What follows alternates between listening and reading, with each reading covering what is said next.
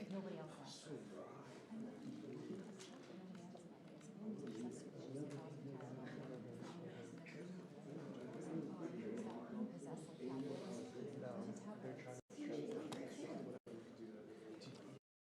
Point I make, get him to move around. So at that point, like, just go for it. Wait. Stop. It's not hitting. It's so cheap. It's so wild.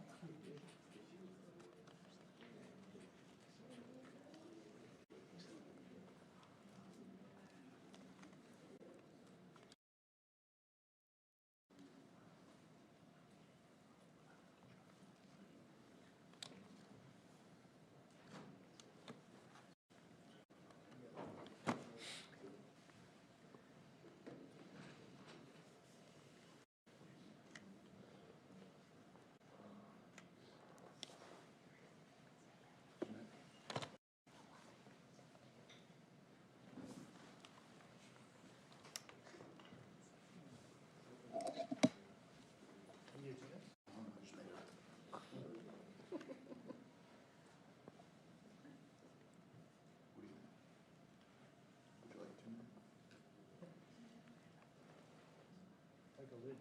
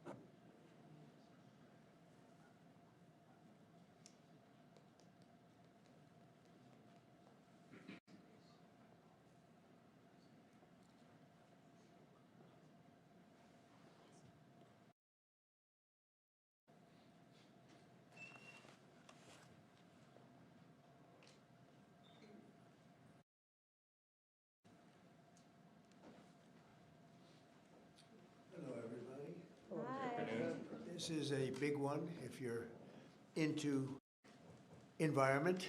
This is about as it gets, they tell me. And to be here with a person who's worked so hard on this, some other terrific people, thank you very much. But I'm pleased to be joined today by EPA Administrator Lee Zeldin, who you all know, and to announce the single largest deregulatory action in American history. It's a big statement in American history, and I think we can add the words by far.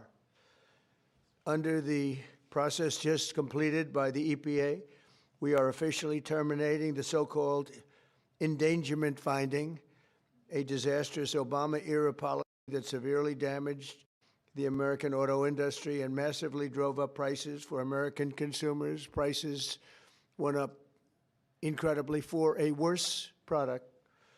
This action will eliminate over $1.3 trillion of regulatory costs and help bring car prices tumbling down dramatically. You're going to get a better car. You're going to get a car that starts easier, a car that works better for a lot less money.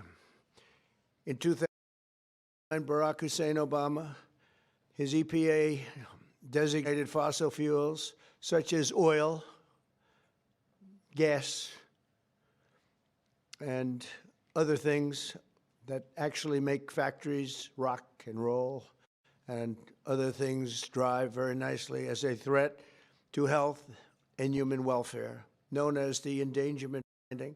This determination had no basis, in fact, had none whatsoever, and it had no basis in law.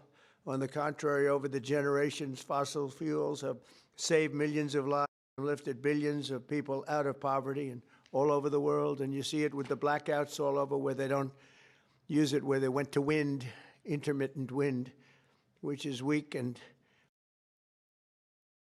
very, very costly, most costly energy. And people are dying because there was no air conditioning or there was no heating.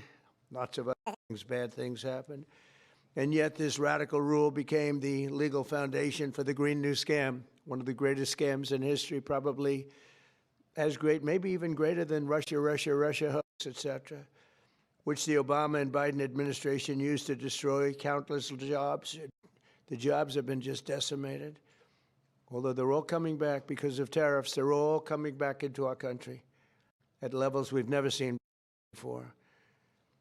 But it rises and caused immense harm to the auto industry.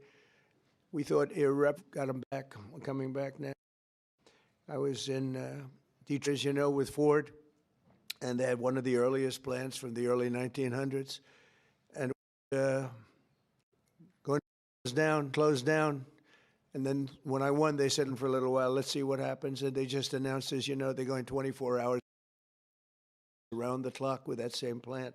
That was because of what we've done. For example, under the endangerment finding, they forced the hated start-stop feature onto American consumers, which unnecessarily shuts off a car's engine when you stop at a red light. In other words, the engine goes off. That's great. Endangerment finding was also used to impose the massive and really electric vehicle mandate, expensive in the sense that nobody wanted it. Everybody was going to be forced to buy an electric car in a very short period of time, even though you have the car, because we would have had to spend $5 trillion on power stations. That's all dead, gone, over. These crippling restrictions were a major factor in driving up car prices at unprecedented levels, and the car heading was not nearly as good. In 4 years under the Biden administration, the price of a new and used car rose more than 22%, all to facilitate the Green New Scam without achieving any meaningful impact on the environment, but making the car worse. That is why, effective immediately, we are repealing the ridiculous endangerment finding and terminating all additional green emission standards imposed unnecessarily on vehicle models and engines between 2012 and 2027 and beyond. This action will save American consumers trillions of dollars and will lower the cost of a new vehicle by close to $3,000. Think of that. During my campaign, I promised to cut 10 old regulations for every new regulation. And we've exceeded that. We've done it. 10 regulations, we're able to cut 120. So now we cut 129. So that I promised to cut 10 old regulations for every new one, but we did more than 10. We did 129. It's something, nobody can even believe it. So we did a lot of regulation cutting in the first administration, a record, nobody even close to it now. We're actually exceeding it in this administration. The biggest one yet is happening right now. So perhaps no industry has benefited more from our historic deregulation campaign than the U.S. auto industry. We canceled the EPA's absurd, just totally absurd, tailpipe emission standards, which was a disaster for automobile manufacturing, and revoked Biden's emissions waiver that would have allowed California to regulate automobiles for the entire nation. And they're crazy out in California. They have nothing out there, as you know. That's why people are leaving in record numbers. I also ended Joe Biden's extreme CAFE emission standards, saving the average American consumer much more than $1,000 new car. But now we're talking about close to $3,000.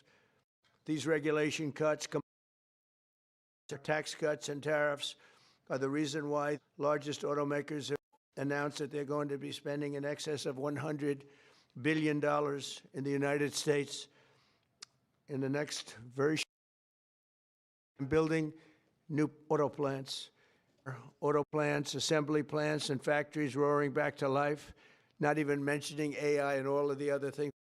Thousands of businesses in the United States. And if you remember, on my first day, they said if I could ever get the Dow up to 50,000 last year, in other words, in the fourth year, that it would be an unbelievable miracle. But don't worry about it, because it'll never happen, they said. And if I could get the S&P up to 7,000, they said in the fourth year, they said it will never happen. I have things. Let's not even waste our time talking about it. Well, at the very end of my first year, the Dow hit 50,000. Now it's over 50,000. And 3 days before that, the S&P hit 7,000. So we didn't have to wait till the end of the fourth year. We just waited the first year. We've never had a country in a position like this, and a lot of it's due to tariff, and a lot of it's due to the fact that we had a great election, and a lot of good things have been done. One of the good things I did was put Lee Zeldin in charge of our environment. So I'm going to ask Lee to say a few words. Thank you very much. Thank you, Mr. President. This is a big deal. Under President Trump's leadership today, the Trump EPA has finalized the single largest act of deregulation in the history of the United States of America. Referred to by some as the holy grail of federal regulatory overreach, the 2009 Obama EPA endangerment finding is now eliminated. This action will save American taxpayers over $1.3 trillion. What that means is lower prices, more choices, and an end of heavy-handed climate policies. With today's announcement, American families will save over $2,400 for a new vehicle. 16 years ago, a logical crusade within the Obama administration set off the most costly regulatory power grab our country has ever experienced. The Obama EPA endangerment finding led to trillions of dollars in regulations that strangled entire sectors of the United States economy, including the auto industry. It claimed powers over the vehicles we drive, even though the beginning of the Clean Air Act clearly states otherwise. The Obama and Biden administrations used it to steamroll into existence a left-wing wish list of costly climate policies, electric vehicle mandates, and other requirements that assaulted consumer choice and affordability. And who paid the biggest price? Hardworking families, businesses. Millions of Americans who just want a reliable, affordable car to get to work, take their kids to school, or go to church on Sunday. The endangerment finding and the regulations that were based on it didn't just regulate emissions. It regulated and targeted the American dream. And now the endangerment finding is hereby eliminated, as well as all greenhouse gas emission standards that followed. The red tape has been cut. Manufacturers will no longer be burdened by measuring, filing, or reporting greenhouse gas emissions for vehicles and engines. Is eliminated. No longer will automakers be pressured to shift their fleets towards electric vehicles that are still sitting unsold on lots all across America. And as a cherry on top, we are ending the federal government's push to get manufacturers to install that Obama switch, the almost universally despised stop feature. There will be no more climate participation trophies awarded to manufacturers for making Americans' cars die at every red light and stop sign. It's over, done, finished. Under President Trump's leadership, manufacturers can once again build what Americans want, not what politicians and bureaucrats in Washington demand. President Trump campaigned on reviving the auto industry, and he continues to deliver win after win after win, ending electric vehicle mandates, getting rid of the Biden Cafe standards with Secretary of Transportation Sean Duffy, and securing massive manufacturing investments and all of the jobs that come with it. Affordable cars mean opportunity. That means jobs, healthcare, education, and mobility, especially for working families and rural Americans who rely on their vehicles every single day. And this isn't just about making the American economy boom. It's also about restoring the rule of law, a fundamental principle of our great republic. For years, unelected bureaucrats twisted the Clean Air Act into something it was never meant to be. The Obama administration twisted itself into some kind of mental pretzel to invoke authority it didn't have and to sidestep Congress. They claimed greenhouse gas emissions from vehicles, some of which aren't even emitted from vehicles, contribute some amount of zero to global climate change, what they said endangered public health. But their wild web of mental leaps isn't prescribed in federal statute. The Obama EPA's House of Cards upended the best reading of the Clean Air Act, as well as 50 years of EPA precedent on what constitutes regulable air pollution. The Supreme Court has established clear Loper Bright Enterprises and West PA. And in light of these Supreme Court decisions and others, upon his swearing in last year, President Trump immediately tasked on day one submitting requirements, recommendations, research on the legality and continued applicability of the 2009 endangerment finding. And at Trump's speed, he wanted a recommendation turned around instantly. We looked at the Clean Air Act. We looked at what the highest court in the land had said, and we used a very simple metric. If Congress didn't authorize it, EPA shouldn't be doing it. Congress never voted for these climate mandates inside of Section 202 of the Clean Air Act. If Congress wants EPA to regulate the heck out of greenhouse gases emitted from motor vehicles, then Congress can clearly make that the law, which they haven't done for good reason. Today, we dismantle the tactics and legal gymnastics used by the Obama and Biden administrations to backdoor their ideological agendas on the American people. Following the plain language of the law, we have now realigned EPA's rulemaking to reflect the Clean Air Act exactly as it is written and as Congress intended, not as others might wish it to be. Where our predecessors focused on trying to make and please a few fear-mongering climate alarmists, the Trump EPA is making decisions to benefit all Americans based on common sense and reality. And the American people are tired of paying the price of political games. Last November, they voted for an administration that would listen to them. They told us that the price of a newer, safer vehicle was too high. They told us they didn't want cars that shut off at every red light. They told us dealers were sitting on lots filled with electric vehicles that nobody wanted or were buying. The Trump EPA listened. We heard you and we acted. And today's action does not change regulations on traditional air pollutants and air toxics. This EPA is committed to providing clean air for all Americans. Powering the great American comeback is based on the singular focus of providing clean air, land, and water for all Americans while harnessing the greatness of the American economy. That's a big difference from our predecessor. We believe that we can and must choose both. If you want an electric vehicle, buy one. If you want a diesel truck, then buy that. If you want a gas-powered hybrid, well, more power to you. That's what choice look like. We're restoring the rule of law, we're grounding policy in reality, we're giving power back to the American people. And we're bringing back the American dream stronger than ever before.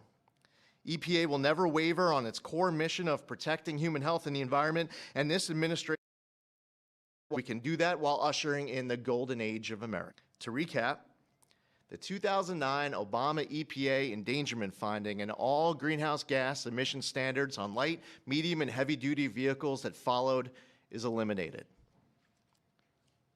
American families now will save over $2,400 for a new vehicle. Today, the single largest act of deregulation in the history of the United States, over $1.3 trillion, the elimination of the endangerment finding is signed, sealed, and delivered. Thank you, Lee. That was long, but good. It was good. Maybe I should great. It was great, and it was great, and we appreciate it. Thank you, Mr. President. Literally no other president would have done this to get at the foundations of the Green New Deal, so tremendously excited that we are where we are today.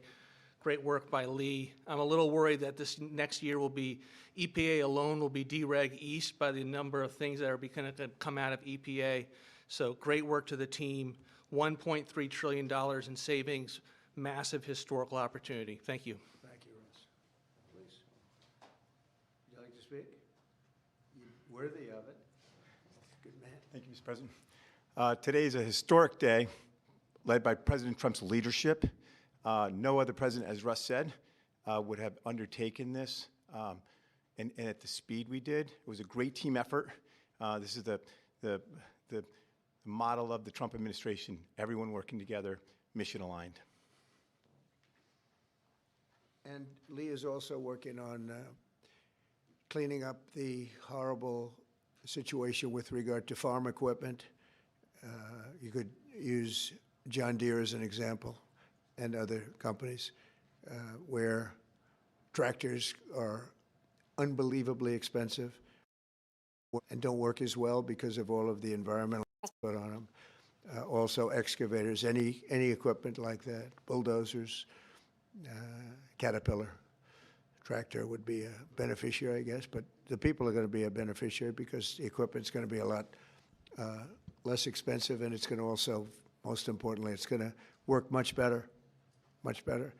So we're working on that immediately as we speak, and we'll probably make it so that any of that equipment built in the United States will not have to go through this. If it's built outside, I think we'll probably leave the standard the same, repeat it the same. If people are going to send us equipment, let them have that. It's not much. And I think that's a very big announcement, too, and we're going to see if we can get that done very quickly so that all of that equipment that we have made, including lawnmowers, et cetera, you won't have to go to the finest schools in the world in order to figure out how to operate it. Okay?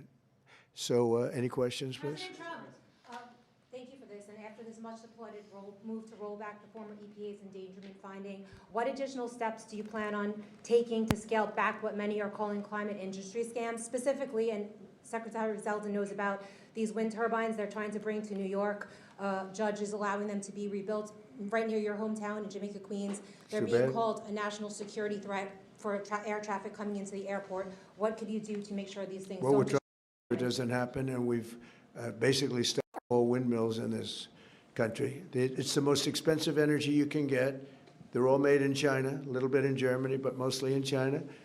And we're putting them all over our fields and ruining the fields and killing the birds and all of this. And the environmentalists say they like them, but they really are a tremendous eyesore. They ruined. Europe has gone, as you know, Europe isn't even recognizable anymore between immigration and because of, environmental things like the windmills, which are taking over. The people hate them. The energy is by far the most expensive. And we're fighting very hard to make sure that they don't get built. I hope we don't have one built during my administration.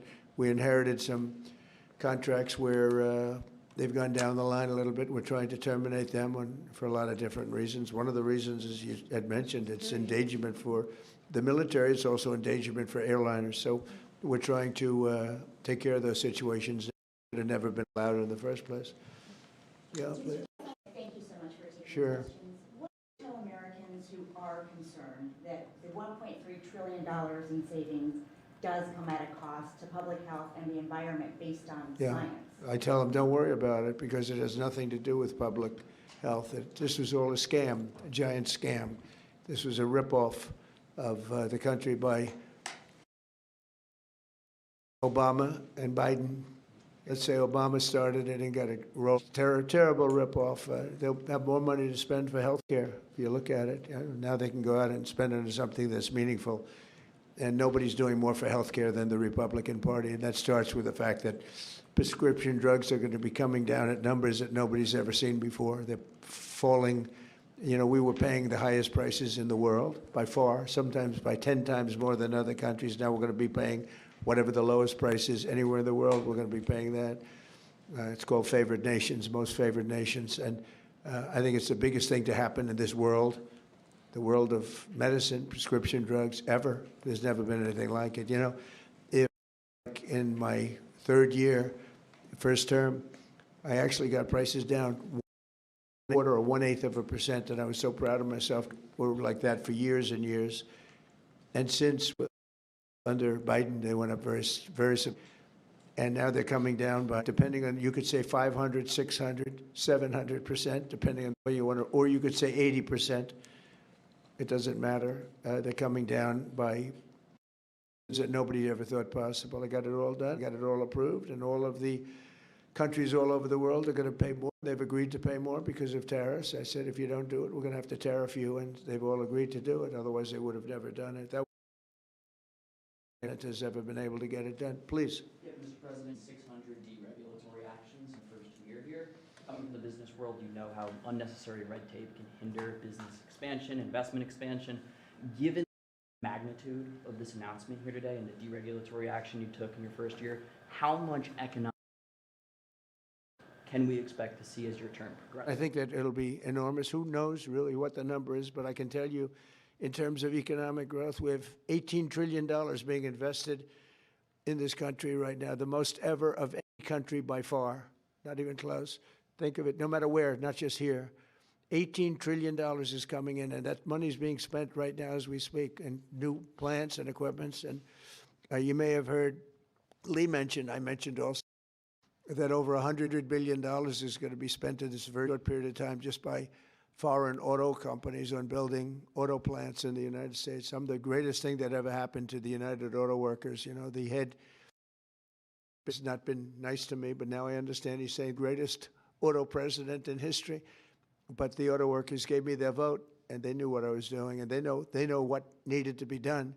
The tariffs saved them, but this is now taken it to a level that nobody ever thought even possible. They thought nobody would have the courage to do it. We have to have the courage to do it because we're making America great again. This is a big factor in making our country great.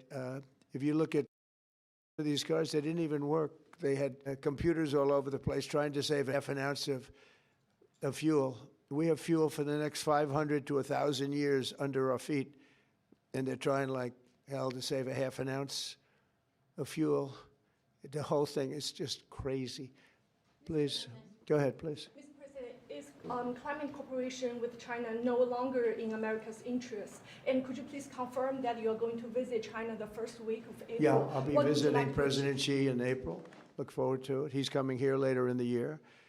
and I look very much forward to it. No, our relationship with China is very good right now, and this is, not relevant too much having to do with China. What we're announcing today, relationship with President Xi is very good. Yes. Following your meeting with Prime Minister, has your thinking changed at all as it relates to these negotiations with Iran we have or to the make a deal. timeline with Iran? We have to make a deal, otherwise it's going to be very traumatic. Very traumatic. I don't want that to happen, but we have to make a deal. Got midnight hammer instead.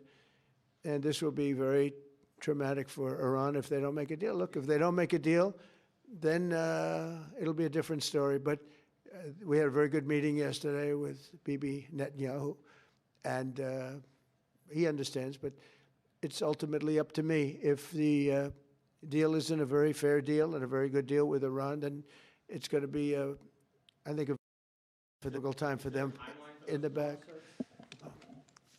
I guess over the next month, something like that. Yeah, it shouldn't take, it should happen quickly. They should agree very quickly, yeah. Mr. President, we might be heading into a partial government shutdown. When was the last time you spoke with Chuck Schumer, and do you still feel Democrats are negotiating and? Well, a week ago I spoke, but we have to protect our law enforcement. The court gave a ruling, or one of the big ruling on masks, that you have the right to protection if you want. So I don't know how that interjection to be totally vulnerable and put them in a lot of danger. They have some things that are really very hard to approve, frankly. As you know, it's Minister Netanyahu want you to stop negotiating with Iran. Minister Netanyahu want you to stop negotiating with Iran.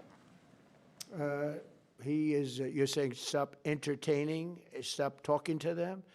Didn't say that, we didn't discuss that. I'll talk to them as long as I like, and we'll see if we can get a deal with them. And if we can't, we'll have to go to phase two. Phase two will be very tough for them. I'm not looking for that. Mr. President, there are currently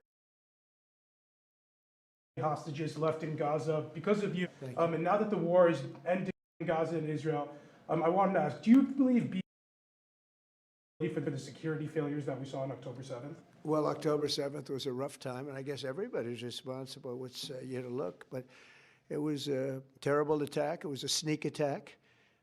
It was as violent as unfortunately, I've seen some of the results at levels that probably even you, good reporter, but probably you haven't seen. It was a horrible thing that took place. People were surprised. It was a surprise attack. Nobody saw that coming. He didn't see it coming. Nobody else would have seen it coming if they were in his position, I don't believe.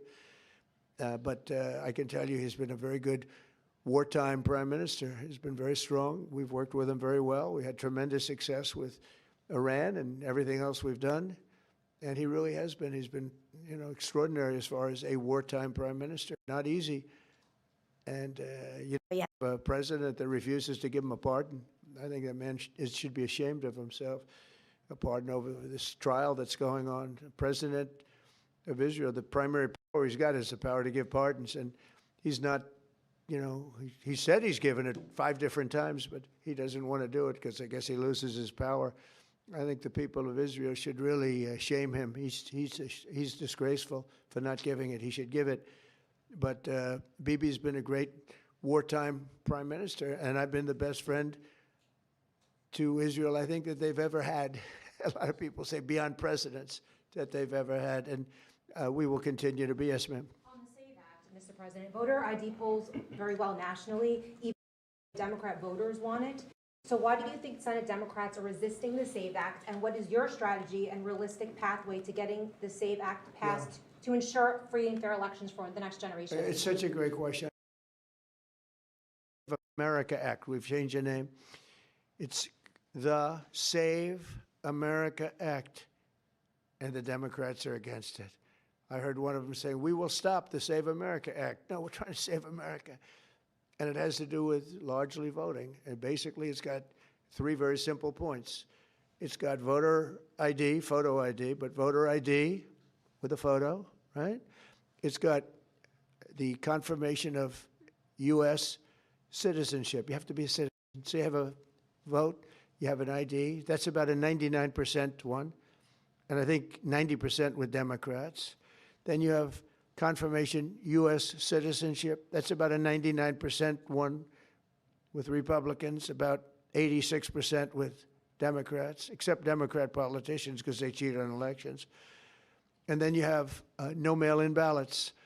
And there would be no mail-in ballots, very important. You know, we're the only country in the world that does a system like we do.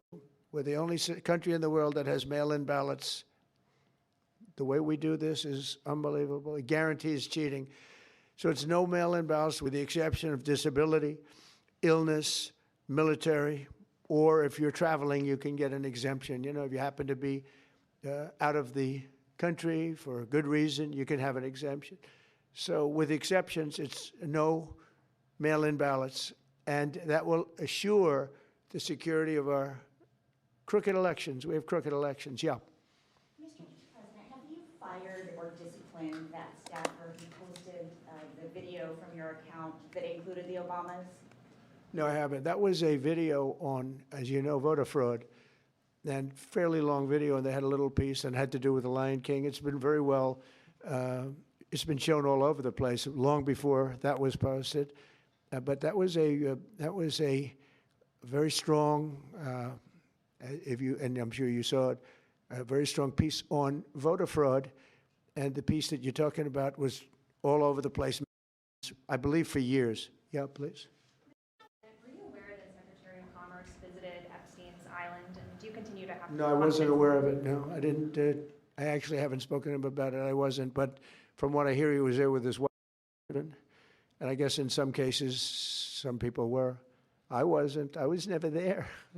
Somebody will someday say that. I was never there. Yeah, please. This announcement that you made today, Mr. President, comes on the heels of a January jobs report that smashed industry expectations. Smashed all records. And a big feature of that was you reprivatizing the economy, an economy that was bloated with federal employment under the previous president. What's your message to Americans following this jobs report that smashed industry expectations? Is this just a sign that the best is yet to come? Thank you. The jobs report's amazing in certain ways because we have tremendously fewer federal employees, way down. And now I could have left them and added to what we did, and we would have had almost 100% employment. I could have gotten a great kick out of the fact that we're 100% employed. But we got rid of tremendous numbers of federal workers, and they hated me for it. Now they love me because most of them have gotten jobs in the private sector for 2 and 3 times more money than they were being paid by the federal government. We had some jobs where you had 10 workers for one job. 10 workers for a job that one person should be doing. And we've gotten rid of a lot of those jobs. And by getting rid of them, these people became available to work in the private sector. And as you know, the numbers are incredible. So the job numbers are incredible. The financial numbers are beyond belief. Again, they thought it couldn't be done in 4 years, and I did it in 1 year. And the numbers you're going to see is these, I don't know if you notice also construction numbers, the jobs for construction workers. You know why? Because they're building plants all over the United States. That's why. And when these plants open in a year, sooner, some a little bit later, these auto plants, AI plants, and thousands of other types of plants, when they open over the next period of a year, year and a half, you're going to see numbers like we've never seen before in this country. Thank you very much, everybody. Thank you. Thank you. Thank you, Mr. President.